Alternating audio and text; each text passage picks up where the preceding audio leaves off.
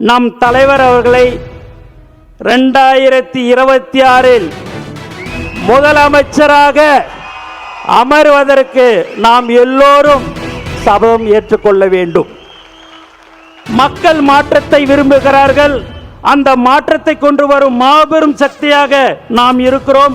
அதற்கான தொடக்கம்தான் இன்றைய சிறப்பு பொதுக்குழு கூட்டம். நம்முடைய எதிரிகள் ஒன்றை புரிந்து கொள்ளவில்லை.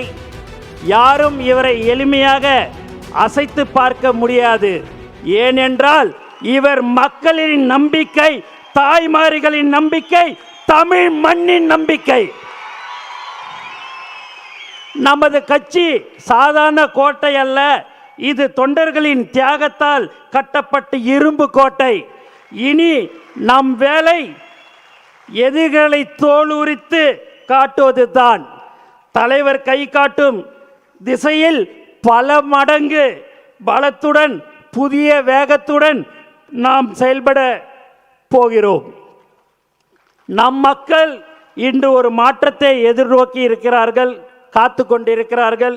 அந்த மாற்றத்தை கொடுக்கும் தகுதியும் நேர்மையும் கொண்ட ஒரே கட்சி நமது தமிழக வெற்றி கழகம் மட்டும்தான்.